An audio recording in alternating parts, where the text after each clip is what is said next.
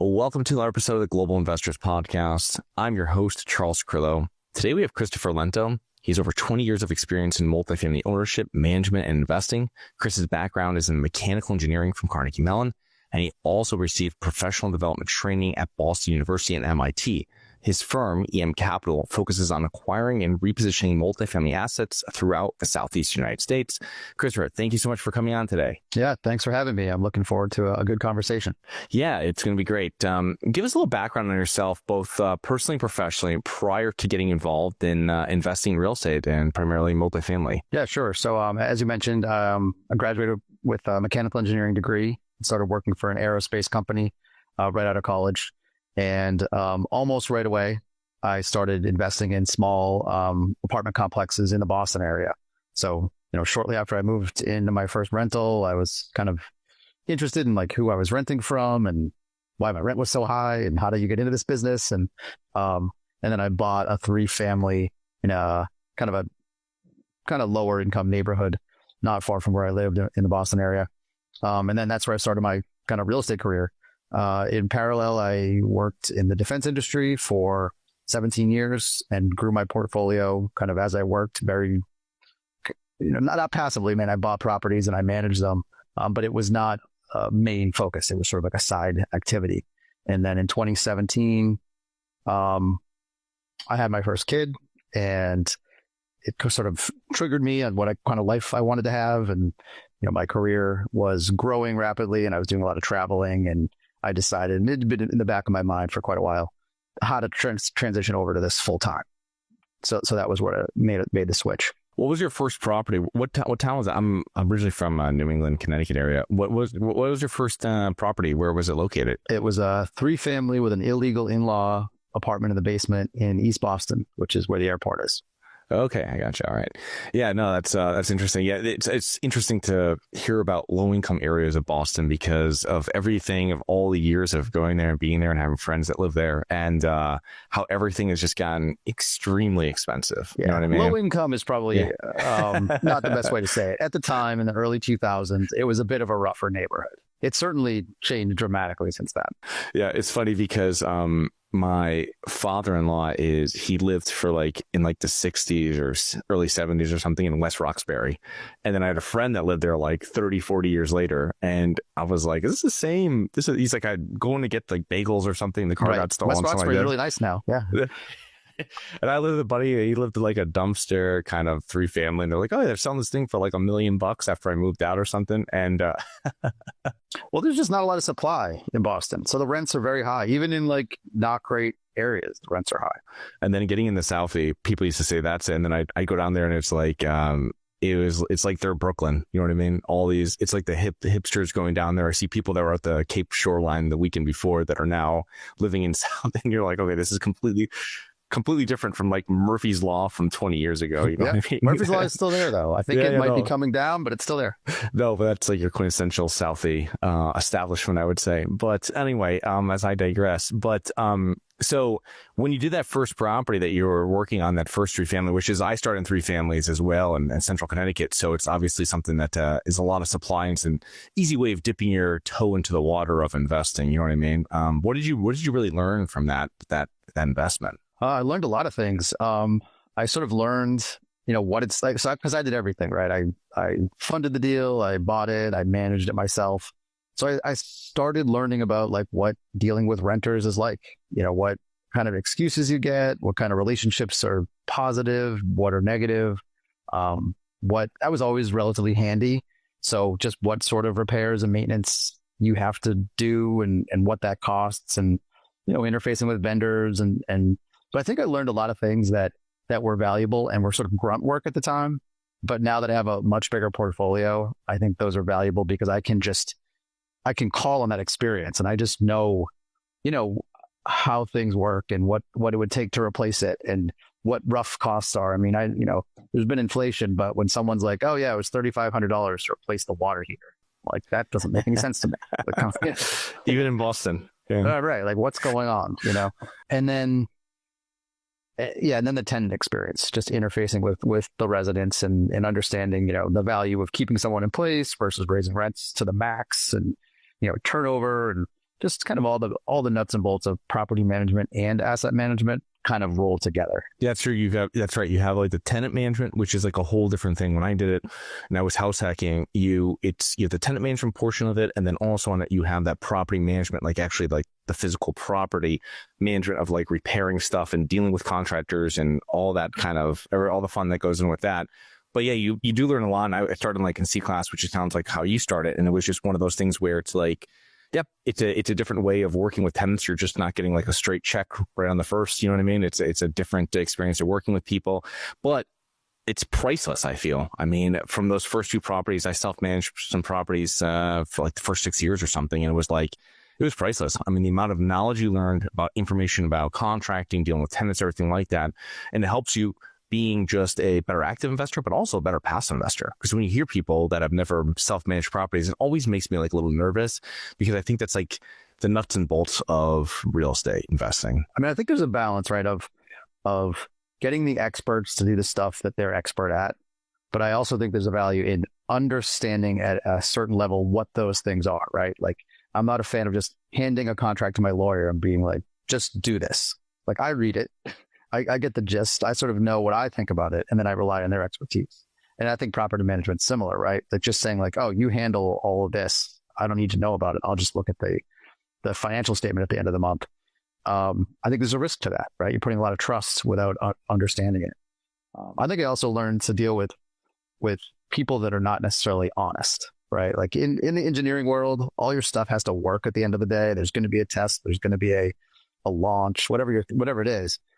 So you tend to get a lot of literal people who are very direct and honest. And then, I had some terrible tenants my first couple of years that, were paying me like $40 a day, like from their waitering tips. And I was like, how did I get into this? Like, how do I get out of this?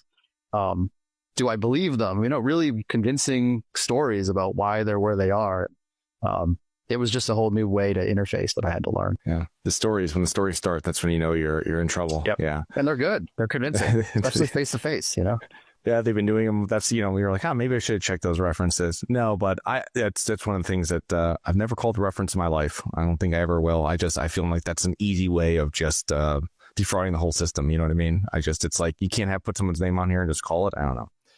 But whole different thing. I digress. But anyway, the whole thing is about, you went full time, I think you said, did you say 2017 you went full time into real estate? 2017 was like where I was in the transition, but 2018 was when I quit my job and went full time. What were some of those challenges you had to overcome? I mean, that's a big thing. You had a child, you people relying on you, and you're making that transition from job W-2 to real estate full time.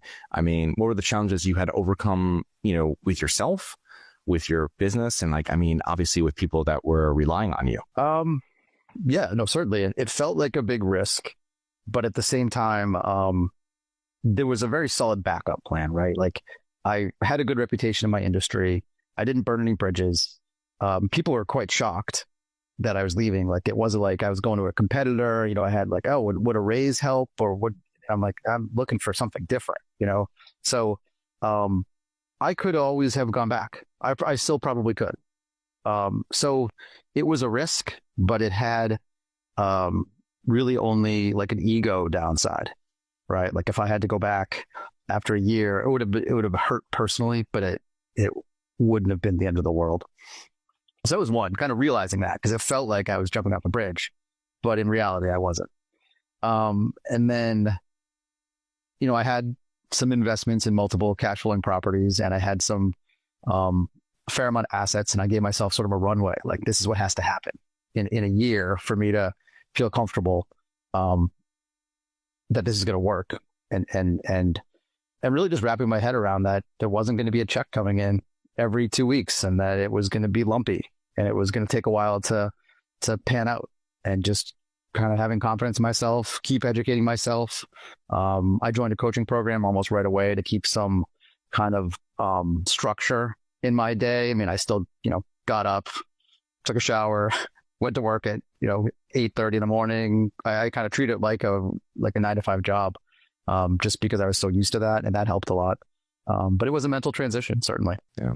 Yeah, I would imagine so. I imagine it was a big one. But so let's kind of like turn to right now to what you're doing. Like, what is your current investment strategy and criteria for investing at EM Capital? What are you guys looking at, and like kind of the markets you guys are focusing on? So we almost exclusively focus on the Southeast. So North Carolina down to Northern Florida, and the major markets. So we want to be in a 200,000 plus person population center. So those are the Raleighs, the Charlottes, Atlanta. We have a couple properties in Columbia, South Carolina. And the reason for that is that's where a lot of population's growing. So, a lot of people are moving from the Northeast, from the Midwest down to the Southeast. They're also moving to Texas. They're also moving to Arizona. I'm in Boston. I think there's enough population density east of the Mississippi. Keeps it in my time zone. I can get down to all my properties and back in a day if I have to. And I think there's a value in focusing, right? Like anybody who tells you they're looking at every market, in my opinion, is not looking at any market, because how do you know those markets? How much time are you wasting learning a new market every single time you have to underwrite something? So, we're really just focused on right now, Atlanta, Charlotte, Raleigh, and Columbia. We feel we know those markets. We have relationships in those markets, and the population's growing significantly, which can really solve a lot of problems. I mean, I think you can find a good deal in any market, but when the population's growing, it's sort of like the tide's coming in, and oversupply gets absorbed. So that's really where we like to focus. And then as far as our investment thesis, we're looking for mid 80s and newer. The trend is definitely towards newer properties. I mean, equity is looking for newer properties to invest in. Lenders give you a lot better terms on newer properties. But we want a value add component. We want some way where we're improving the value of the property in a tangible way. Now, that being said, good deals do come along that really are stabilized, and you can just get them at a good price for a variety of reasons. And we're open to those as well, but the focus is really on value add. So, which is tough right now. The value add market is changing.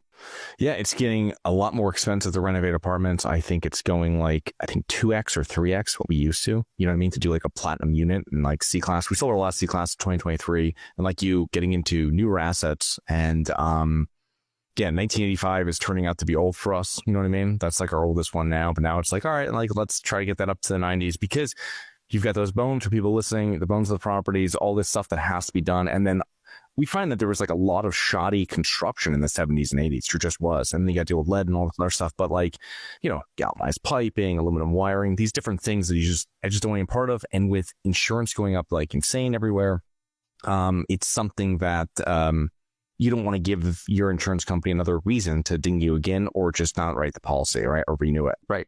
And I also find that like you were saying, like mid 80s, just the layouts weren't what people want today. True. Yeah. So like in the late 80s, you could find 2-bedroom, 2-bath apartments. So you could renovate those and make them nice 2-bedroom, 2-bath apartments. But in the late 70s, a lot of those 2 bedrooms are 1 bath. And there's really nothing you can do about that. You can make it as nice as you want, but when 2 roommates are looking for that apartment, they're like, oh, we got to share a bathroom. Like across the street, I can have my own bathroom. And that's a big difference that's hard to overcome with amenities or granite countertops. Yeah, that functional obsolescence, it goes from being inside the apartment with like low ceilings, like you said, weird doors, weird rooms, which is all I did when it was like older 100-year-old 3-family properties, right? You know what I mean? When they changed all these used to be wealthy homes, and in the 60s they made them the 3 families, and they're obviously just 3 ones, right? Or 2 ones, whatever they were. But it's like parking, these different things you don't even think about with properties that you have this issue with before. Everybody's got 2 cars now. Every bedroom needs you know what I mean? You know what I mean? Then it's like, it's not just 1 car per unit. It's like, we need 1 car per bedroom pretty much. You know what I mean? Because it's like of how this works. And those things you just can't change. You might not be able to change at all, or if you can, they're extremely cost prohibitive. So it's, again, yeah, it doesn't pencil. And that's, you then get a discount on the property, but then you're passing that discount along when you sell it, but also you're passing along to your tenants when you're renting it. And at the end of the day, as my dad would say, we wouldn't buy properties without parking, because you get a less than ideal tenant, let's just say. And that's kind of how I learned about it too. And that's what I kind of see, you know what I mean? If they don't have a car and you're all the way out here, it's a different thing for buying in the center of the city, you know what I mean? But in most places in America, 99% of the places, you need to have a car to get around in America. Yeah, absolutely. Yeah, that's what's nice about the Southeast. I mean, the Southeast was built around the car, right? So every complex has big parking lots, and that's rarely an issue. Do you have money sitting in the stock market and you're worried about it? Or worse, you have money sitting at the bank, not keeping up with inflation? My name is Charles Carillo, founder and managing partner of Harborside Partners. And since 2006, I've been investing my money and my family's money into income-producing properties. These are real assets, real properties with real addresses that produce real cash flow. At Harborside Partners, we provide passive investors who love real estate with a turnkey investing solution. If you want to put your money to work in real estate but can't find deals, don't have the time to get funding, and the last thing that productive people want to do is manage real estate. We find the deals, we fund the deals, and we manage the tenants, the termites, and the properties. Partner with us at investwithharborside.com. That's investwithharborside.com. Go to investwithharborside.com. If you love real estate, you like the idea of passive income, and believe that income-producing properties will appreciate over time, go to investwithharborside.com. That's investwithharborside.com. So tell us about, Chris, how you differentiate your firm from other operators buying the same target markets? Because obviously, like you said, might have to, as I've seen from different value add operators, they're changing towards more of like a management kind of a value add type thing, finding out where there's mismanagement, right? Versus just putting in dollars, raising rent kind of a thing, really going in there and seeing if there's inefficiencies. How are you guys out there differentiating yourself from other people that are looking for the same deals or similar deals that are in your same buy box in those markets? I think we really differentiate ourselves on our track record of executing. We've pushed through some very difficult deals in very difficult times in the market, and we've executed. We haven't bailed. We have a reputation of, all right, hurdle one gets thrown up. Let's get creative. How can we get through it? Now we get another one. And these things happen. And sometimes it's very easy to say, you know what, we're out. We don't want to risk this hard money, or we don't want to, deal with this issue. And we have a group that really looks for creative solutions and tries to work to get things closed and to not waste people's time. And I think that helps, when it's down to a couple different groups and they're looking to say, all right, maybe they don't have quite the highest price, but they closed this tough deal.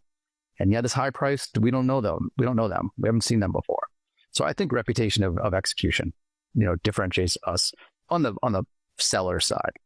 And then, I think just execution. Like, my personal focus is asset management and operations.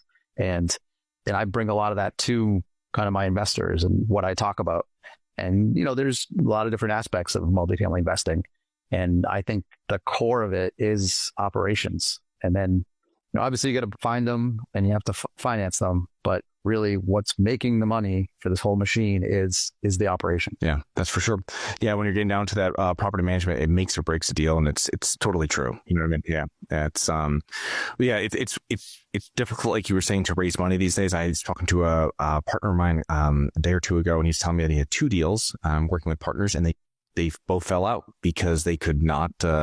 They couldn't raise the money for it. You know what I mean? They had some of their partners that were coming on to help them raise money, fell through, and they weren't able to do it. So it's your broker. You have to make sure when you're bringing this to your seller, to your client, hey, they can actually close on this deal. I mean, it's a super important thing to keep their face, because if they can't, they suggest someone and they don't close, I mean, they're not going to get the next listing from that person.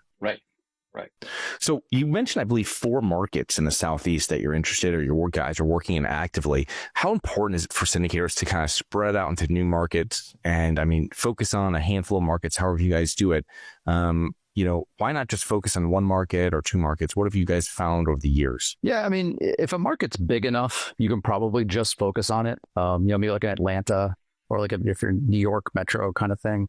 But what you end up finding is that there's only so many properties in your buy box trading in a given market. And if that volume is not enough to kind of keep you underwriting and looking at deals and making transactions, you have to spread out. You have to be able to look at 100 deals to make 5 offers to get 1, hopefully, under contract. So if there's not 100 deals a year in your market, well, then you're unlikely to even get 1. So some of it's just a numbers game. And then, like I said, too many markets, you have to know the market. You have to have and also establishing a network in the market, knowing the property managers, knowing the vendors. We are working on we just got our third property in Atlanta metro area, kind of a similar region, under contract. And there's already benefits of having these two existing properties and then adding this third. We can have a roving maintenance kind of support guy that can go to all these properties.